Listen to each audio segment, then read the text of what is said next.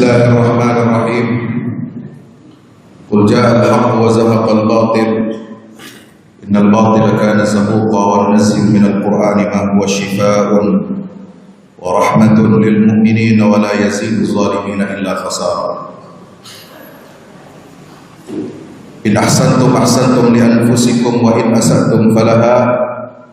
Fa idza jaa wa'dul akhirah liyasu'u wujuhakum wa liyadkhulul masjid kama dakhaluhu awwala marrah wa liyutabbiru ma 'alaw tadbira. Uhayyikum bi tahiyyatil Islam. Assalamualaikum warahmatullahi wabarakatuh. Alhamdulillahi wa kafa wa salatu wassalamu ala rasulihil mustafa wa ala alihi wa ashabihi ahli sujud wal wafa la hawla wa la quwwata illa billah. Subhanaka la ilma lana illa ma 'allamtana innaka antal alimul hakim. Rabbi zidna ilma warzuqna fahma. Saya hormati Ketua Takmir Masjid Kubing yang insyaallah mudah-mudahan kita semua senantiasa dirahmati oleh Allah Subhanahu wa taala. Seluruh jamaah, hadirin hadirat, muslimin muslimat, tuan-tuan dan puan-puan yang besar tak bisa saya sebutkan gelarnya, yang kecil tak bisa saya sebutkan namanya, tapi insyaallah mudah-mudahan kita semua yang hadir di majelis ini insyaallah semuanya mendapatkan ridha, mendapatkan rahmat, mendapatkan kemuliaan dan barakah dari Allah Subhanahu wa taala. Amin ya rabbal alamin. Alhamdulillah, pada kesempatan kali ini di pertengahan bulan Februari pada tanggal 9 Sya'ban hari ini, betul. Alhamdulillah kita dipertemukan oleh Allah Subhanahu wa taala masih dalam keadaan sehat walafiat. Kita diberikan kekuatan iman dan Islam. Mudah-mudahan kita dapat berislam sampai kita mati. Amin ya rabbal alamin. Bapak Ibu hadirin dirahmati Allah Subhanahu wa taala. Tantangan kita sebagai kaum muslimin akhir-akhir ini semakin berat dan semakin banyak. Tantangan umat Islam dalam semua dimensi dan aspek kehidupan.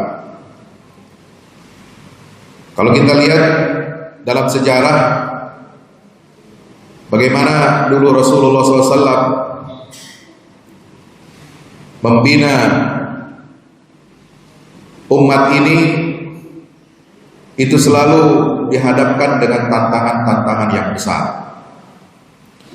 Kelahiran umat ini juga diawali dengan peristiwa-peristiwa besar. Maka seperti itu pula lah yang kita hadapi akhir-akhir ini sebagai sunnatullah, sebagai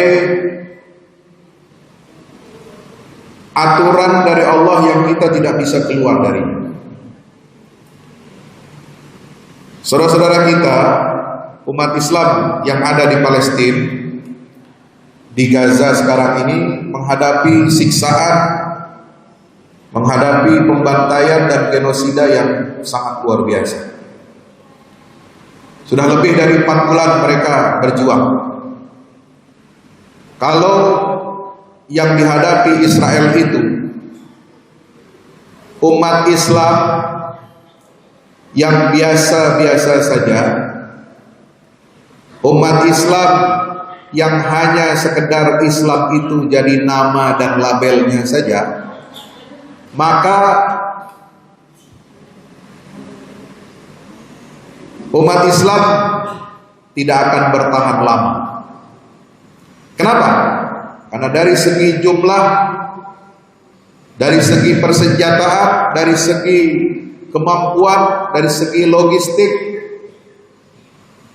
jauh kalah dibandingkan persenjataan modern, logistik yang dimiliki oleh Israel karena didukung oleh negara-negara adidaya, negara-negara besar. Seandainya Israel menghadapi umat Islam seperti orang-orang kita di Indonesia ini ada lama dan habis kita itu. Paling bertahan hanya 1 minggu.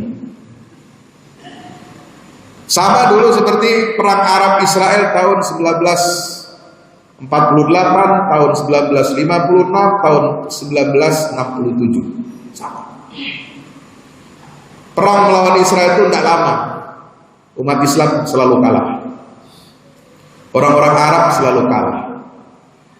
Tapi saya teringat satu ucapan yang disampaikan oleh seorang ulama dari Mesir, Syekh Muhammad Al-Ghazali. Ketika itu beliau menyampaikan dalam muhadharahnya, dalam ceramah umumnya,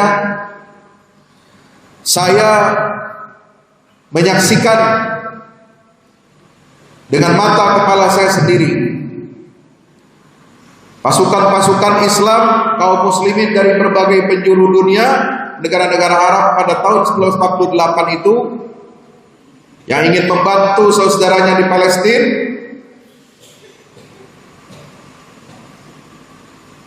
tidak ada satupun tentara-tentara kaum muslimin yang jika mereka meneriakkan takbir Allahu Akbar, mereka berjuang dengan membawa iman selain membawa senjata, kecuali kelompok tentara itu dapat mengalahkan tentara Israel. Tapi sebaliknya, kalau umat Islam ini menghadapi tentara musuh, menghadapi pasukan Zionis, dia hanya membawa ideologi selain daripada Islam. Dia hanya meneriakkan slogan merdeka atau mati, pasti mereka akan dikalahkan oleh Israel. Itu yang disaksikan oleh Syekh Muhammad Al-Ghazali. Maka bangsa Indonesia dahulu juga ketika revolusi kemerdekaan mengusir penjajah dari muka bumi ini, seluruh pengamat, ahli sejarah, mereka bahkan ada yang menulis buku hanya untuk membuktikan dan menegaskan betapa pengaruh ajaran Islam, pengaruh kalimat takbir itu dalam perjuangan revolusi kemerdekaan rakyat Indonesia ini. Itulah yang dapat mengusir penjajah Belanda dari negeri kita. Jadi saudara yang dirahmati Allah, jangan kita bermain-main dengan keimanan, dengan keislaman yang kita miliki ini. Dia adalah senjata yang paling dahsyat, senjata yang paling hebat, senjata yang paling kuat yang kita miliki. Bambu runcing hanya bambu runcing, senapan hanya senapan.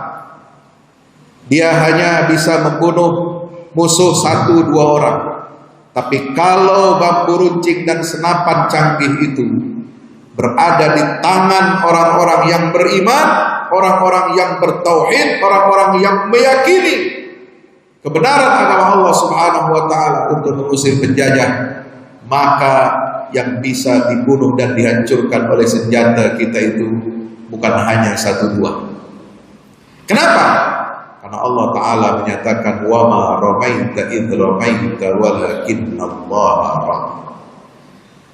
Apa yang kamu lemparkan, apa yang kalian hunuskan berupa pedang, apa yang kalian tembakkan berupa peluru, sesungguhnya bukanlah kalian yang melemparkannya, kalian yang menembakkannya, tetapi Allah lah yang menghendaki dan menjadikan senjata kalian itu dapat mengenai sasarannya dengan banyak.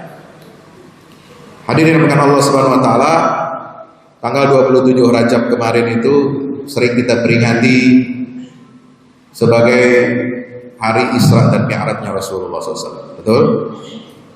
Tapi banyak yang lupa juga. Banyak orang yang tuna sejarah. Apa tuna sejarah? Hah? Apa itu tuna? Bukan ikan tuna. Tuna itu tak memiliki, ya, tuna netra, mohon maaf, tidak memiliki penglihatan. Tuna daksa, ada tuna wisma, orang tak memiliki rumah. Ini banyak umat Islam ini tuna sejarah, tidak mengerti sejarahnya. Umat Islam ini menjadi lemah, menjadi bodoh, menjadi tersingkir dari arena kehidupan, bahkan rela melepaskan kepemimpinan, rela memberikan loyalitasnya kepada non-muslim untuk menjadi pemimpinnya. Ada yang seperti itu? Halo? Assalamualaikum. Assalamualaikum. Ketapang ini berapa persen muslim? Halo? Oi. Oi. Berapa muslim, Pak? Berapa orang Melayu, Pak? Mohon maaf, saya bukan bercakap ingin mengadu domba antar suku, ya. Saya sedih ini, orang tua saya asli Ketapang, kampung Kaum, tapi berapa periode ini dengar,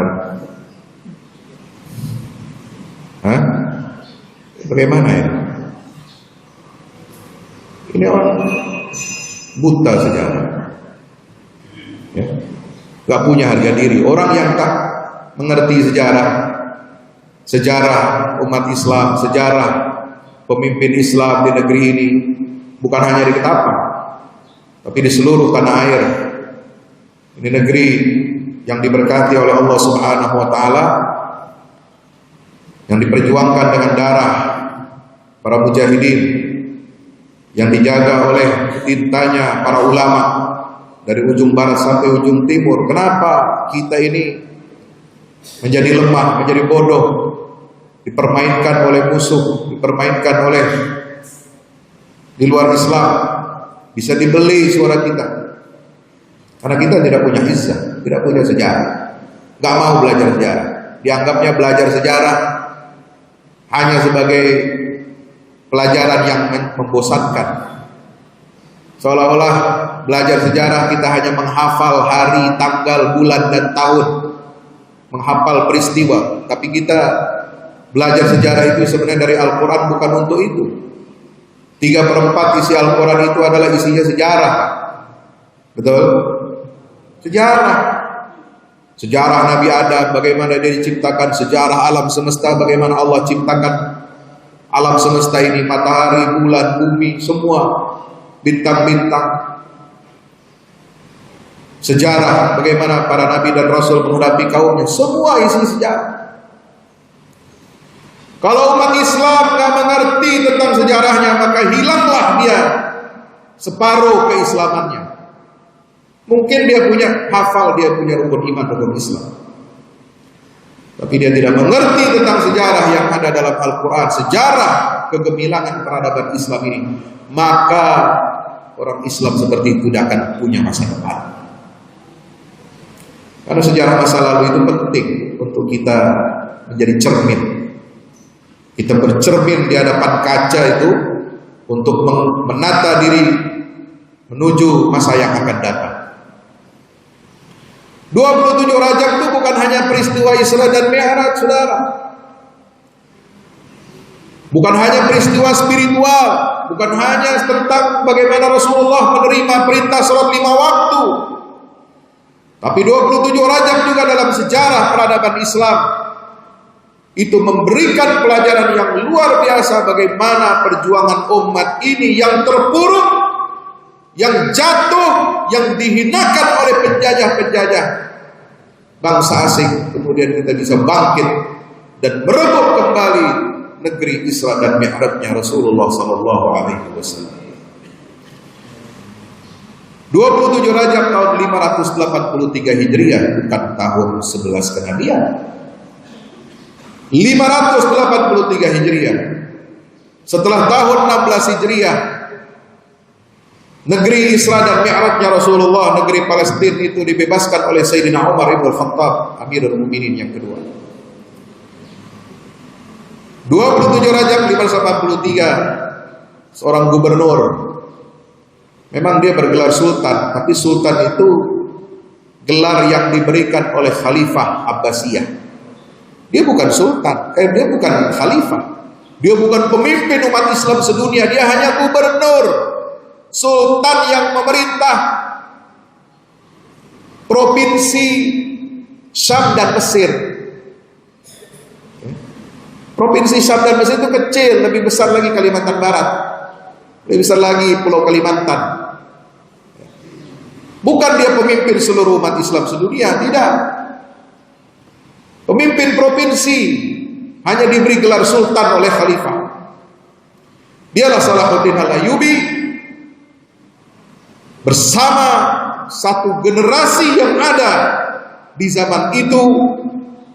Mereka dapat merebut kembali Baitul Maqdis yang dijajah oleh pasukan asing, bangsa Latin, bangsa Frank selama 88 tahun.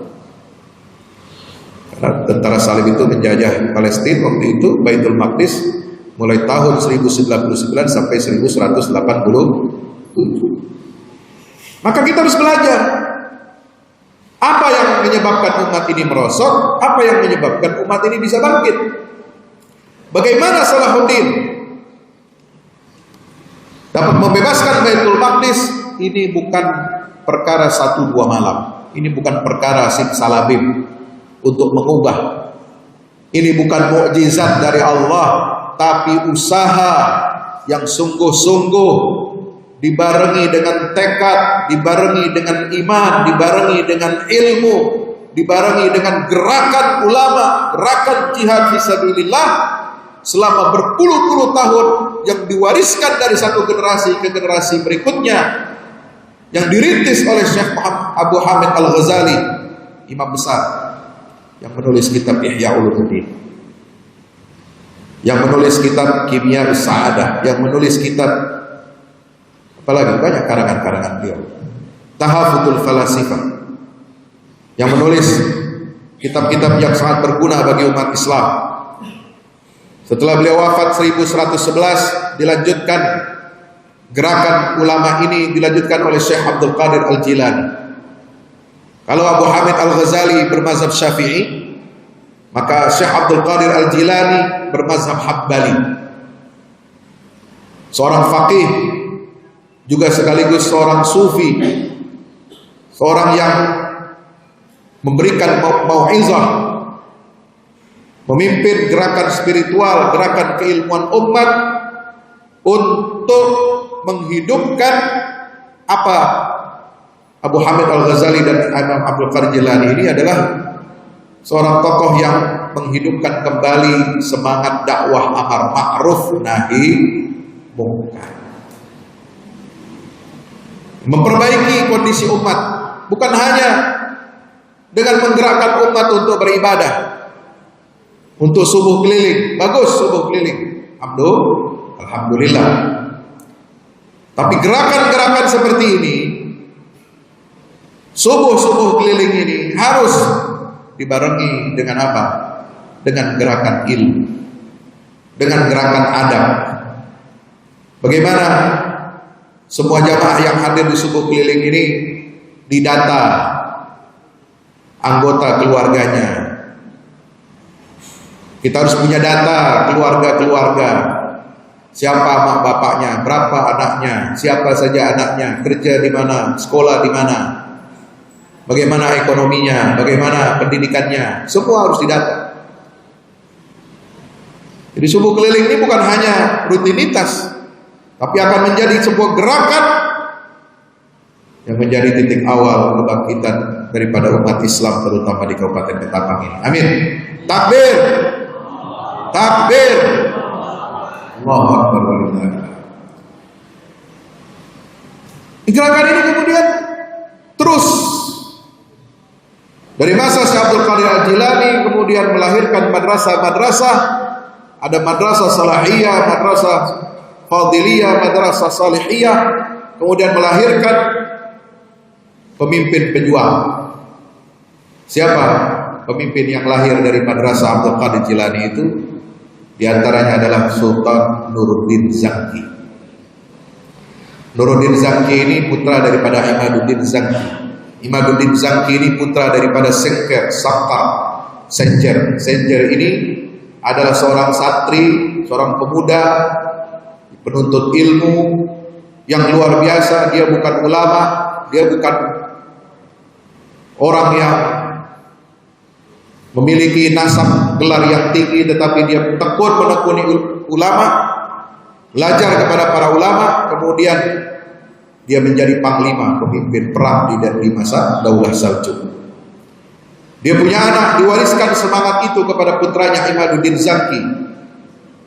Dari kakek kepada bapak, anaknya maksud saya, kepada cucunya Nuruddin Zangki itu diwariskan satu semangat bahwa kamu harus menjadi pemimpin dan panglima untuk membebaskan Masjidil Aqsa. Itu pesannya. Dari kakek turun ke bapak, turun ke anak, ke cucu. Ya. Itulah yang disebut oleh Allah dalam Al-Quran, dzurriyyatan ba'duha min ba'din.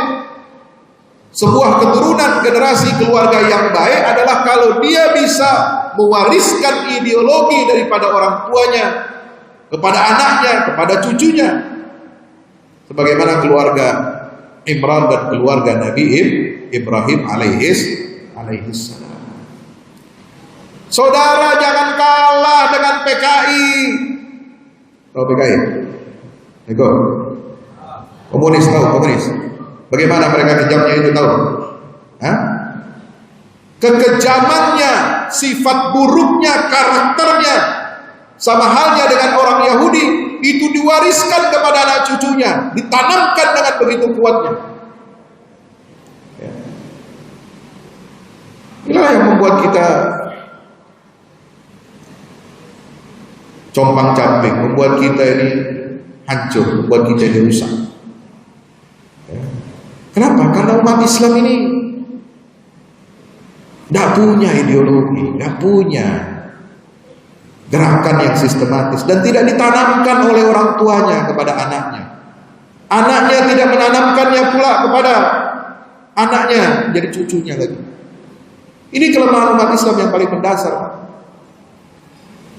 Kalau kita ingin mengembalikan izzah umat Islam ini, maka kita harus menguasai dan mengerti sejarah, memahami agama dengan baik, dan yang ketiga kita harus menularkan dan mewariskan nilai-nilai yang kita yakini kepada anak cucu dan keturunan kita. Insya Allah. Nuruddin Zangki lulus dari Madrasah Qadiriyah, sebuah madrasah islah, perbaikan umat. Kemudian qadarullah dia nggak punya anak. Tapi salah satu sahabat baiknya Najmuddin Ayyub, gubernur Syam, punya anak namanya Salahuddin. Salahuddin yang kita kenal, Salahuddin Al-Ayyubi yang membebaskan Baitul Maqdis, inilah yang dididik oleh ayah kandungnya, biologisnya, dan dididik oleh Sultan Nuruddin Zangki sebagai ayah ideologisnya untuk meneruskan cita-cita perjuangan untuk membebaskan Masjidil Aqsa dari tentara Salib. Maka dari satu generasi ke generasi berikutnya, ke generasi berikutnya, cita-cita ini terus ditanamkan. Dan pada masa generasi Salahuddin Al-Ayyubi itu, setelah 60 tahun, 70 tahun umat Islam mempersiapkan dirinya, dikawal oleh para ulama-ulama yang hebat, maka lahirlah generasi Salahuddin Al-Ayyubi yang berhasil membebaskan Masjidil Aqsa. Sebab itu, hadirin rahmati Allah, kita perlu tahu ini waktunya sampai kapan ini Pak? Buru-buru atau tergesa-gesa atau santai? Hah? Sudah? Cukup? Terus? nampaknya terus nanti kita sambung lagi ya. Kapan lagi nanti pertemuan? Ada rezeki datang lagi kemari, insya Allah kita sambung lagi. Insya Allah. Saya kalau sudah ada di mimbar ini kadang lupa waktu saya. Ada beberapa hal yang ingin saya sampaikan sebenarnya, tapi cukuplah ini sebagai ya api kecil yang saya nyalakan. Ya, mudah-mudahan api itu nanti membesar, bukan untuk membakar rumah saudara, bukan untuk membakar masyarakat, tapi api itu simpanlah dalam hati, masukkan dalam pikiran kita, bahwa kita ibadah, kita sholat berjamaah, kita berkumpul di masjid ini bukan hanya untuk senang-senang, bukan hanya untuk reuni, bukan hanya untuk rutinitas, tapi ayo kita sebagai umat Islam di negeri yang kita cintai ini, kita harus pertahankan dan jaga eksistensi Islam ini. Bagaimana Islam ini akan maju dan berkembang, itu diawali dari keluarga, dari pembinaan pribadi-pribadi agar menjadi pribadi yang bertakwa, beriman, bertakwa kepada Allah. Tapi tidak cukup pribadi dan keluarga yang baik, harus ada kepemimpinan, pemimpin masyarakat, pemimpin di sebuah negeri yang melindungi nilai-nilai kebaikan dan nilai-nilai kesalehan itu dalam kehidupan bermasyarakat kita. Tidak akan bisa mengentaskan masalah-masalah umat Islam ini kecuali orang yang mengerti tentang Islam. Mudah-mudahan ini dipahami oleh saudara, menjadi PR besar tanggung jawab kita semuanya. Jangan mau lagi kita diadu domba, jangan mau lagi kita dipecah belah, jangan mau lagi kita dibeli suara kita. Dibeli suara kita 200.000. Mama dikasih uang dapur jajak suaminya seminggu 500.000, cemberut. Seminggu dikasih uang dapur 500.000, cemberut. Tapi dikasih caleg 1 hari 100.000, senang. Apa ini? Dikasih 100.000 oleh caleg untuk 5 tahun sengsara, senang. Bodohnya kalian. Dikasih uang 500.000 suaminya untuk seminggu, cemberut, kurang. Bodoh dia. 5 tahun sengsara cuma dihargai 100.000. Bodoh. Mudah-mudahan kita dapat kembali kepada ajaran Allah Subhanahu wa taala.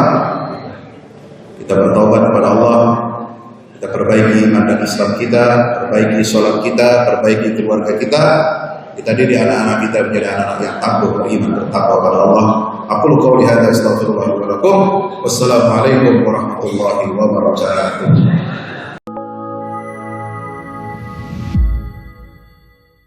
Yang terbaru dari Ustadz Fahmi Salim, buku Runtuhkan Zionis Rebut Baitul Maqdis, buku yang siap membuka cakrawala pikiran dan batin sahabat, sudah bisa dipesan sekarang juga. Hasil yang dicapai para mujahidin dalam pertempuran Badai Al-Aqsa 7 Oktober 2023 memiliki arti penting ataupun nilai strategis, bukan hanya dalam pembuktian bahwa kekuatan Israel bisa dikalahkan bahkan oleh pihak yang memiliki persenjataan jauh di bawahnya, melainkan juga dalam menyadarkan dunia Islam, terutama para pemimpinnya yang memilih menjadi penonton ketimbang membantu sesama saudaranya. Buku ini adalah salah satu bentuk dukungan dan ikhtiar dengan niat berjuang bersama-sama dengan mujahid Palestina. Tak sekedar memberikan informasi, membeberkan fakta atau data kepada khalayak di Indonesia. Buku ini juga hadir untuk meluruskan tudingan bahkan fitnah terhadap para pejuang di sana. Betapapun kita berada jauh dari Al-Quds, melalui buku ini kita akan dapatkan bagaimana kita bisa memperoleh pahala yang sebanding dengan para pejuang di garda terdepan di negeri perlawanan Palestina. Dapatkan buku Runtuhkan Zionis Rebut Baitul Maqdis segera. Assalamualaikum warahmatullahi wabarakatuh. Alhamdulillah teman-teman, lantai 1 gedung Pusat Dakwah Al-Quran Al-Fahmu Institute sudah beres ya. Alhamdulillah sudah finishingnya, sudah selesai semua lantai 1. Ini area parkir motor, ya.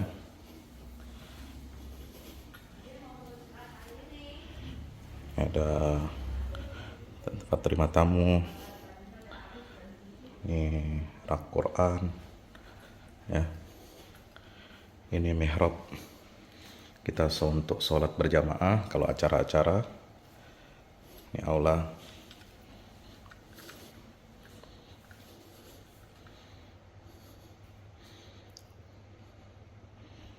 Ini area servis. Sekarang area servis, sound system, tempat wudhu, alhamdulillah. Kamar mandinya.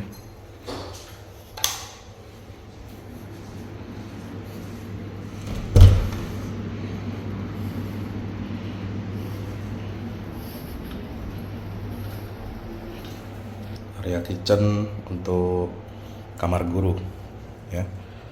Ruang servis area. Alhamdulillah. Ya, alhamdulillah, dengan bersyukur pada Allah Subhanahu wa taala, ya, juga berkat bantuan sahabat-sahabat semua yang sudah ikut andil berwakaf, berikan donasi terbaiknya untuk gedung pusat dakwah Al-Quran ini. Jadi kami laporkan ini sudah jadi dan kita sudah mulai kegiatan-kegiatan kemarin. Misalnya kemarin diskusi dengan Bapak juru bicara Kementerian Luar Negeri Indonesia, ya. Kemudian kita lanjutkan dengan diskusi rutin 2 pekanan setiap hari Sabtu siang, dan kita akan gaspol bulan Ramadan insya Allah dengan aneka program-program dan podcast pilihan dengan isu-isu yang hangat yang berkaitan dengan kehidupan umat Islam di Indonesia dan di seluruh dunia. Terima kasih, mohon dukungan dan supportnya terus. Lantai 2 juga kita akan, ya, bangunan ini yang masih belum jadi, ya, kita belum mulai finishingnya, dan di atasnya lagi ada lantai 3. Barakallahu fikum. Assalamualaikum warahmatullahi wabarakatuh. Bahagiakan Indonesia dengan dakwah Quran.